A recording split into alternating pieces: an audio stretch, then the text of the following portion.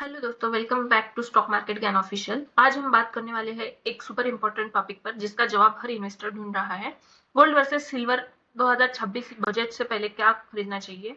क्या हमने बजट 2026 के पहले गोल्ड खरीदना चाहिए, सिल्वर लेना चाहिए, या फिर जिन लोगों के पास ऑलरेडी इन्वेस्टमेंट है उन्हें प्रॉफिट बुक कर लेना चाहिए? इस वीडियो में हम कवर कर लेंगे। सबसे पहले बात करते हैं 2025 के रिटर्न्स की। दोस्तों, 2025 में गोल्ड ने जबरदस्त परफॉर्मेंस दिया। साल की शुरुआत से लेके एंड तक लगभग 60% से 80% तक। लेकिन सिल्वर ने तो गोल्ड को भी पीछे छोड़ दिया। सिल्वर का रिटर्न 150% से लेके 180% के बीच में रहा। तो क्लियर है, 2025 में सिल्वर ने परफॉर्मेंस के केस में गोल्ड को स्ट्रांगली बीट किया। सिल्वर की वोलेटिलिटी ज्यादा होती है, लेकिन जब रैली आती है तो रिटर्न्स फैंटास्टिक मिलते हैं। लॉन्ग टर्म पॉजिटिव ट्रेंड है, लेकिन शॉर्ट टर्म में वोलेटिलिटी और प्राइस करेक्शन हो सकते हैं। अब चलते हैं एमसीएक्स चार्ट की तरफ। सिंपल लैंग्वेज में समझते हैं गोल्ड और सिल्वर के की लेवल्स। अगर हम गोल्ड एमसीएक्स चार्ट में देखें, मार्केट में अगर गोल्ड सपोर्ट 1,36,600 से लेके 1,37,400 पे आता है तो अच्छी बाइंग देखने को मिल सकती है। लेकिन शॉर्ट टर्म में रेजिस्टेंस 1,38,800 से लेके 1,39,500 के पास प्रॉफिट बुकिंग देखने को मिल सकती है। अगर हम सिल्वर का एमसीएक्स चार्ट देखें तो सिल्वर में भी सेम स्ट्रक्चर है। अगर प्राइस सपोर्ट 2,40,000 से लेके 2,42,000 के आसपास आता है तो बाइंग देखने को मिल सकती है। लेकिन शॉर्ट टर्म में रेजिस्टेंस 2,50,000 से लेके 2,55,000 के आसपास प्रॉफिट बुकिंग पॉसिबल है।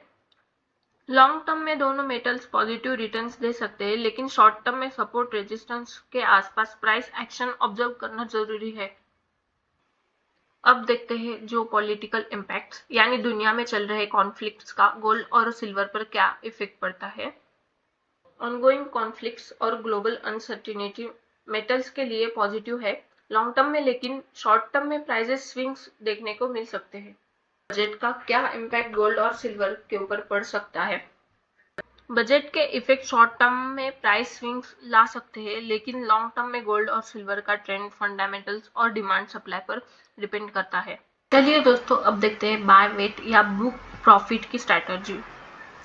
लॉन्ग टर्म इन्वेस्टर्स डिप्स पे बाय करें, लमसम इन्वेस्टमेंट अवॉइड करें।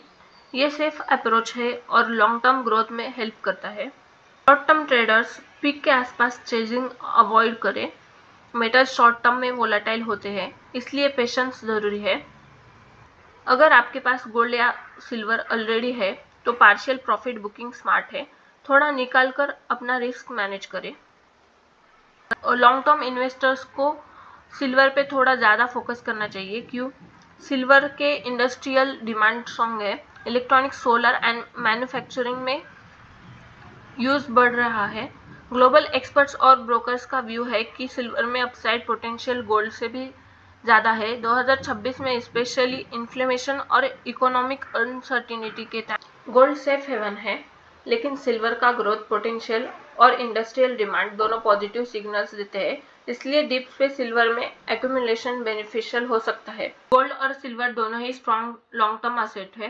पोर्टफोलियो में इनका होना आपके वेल्थ को सेफ रखता है।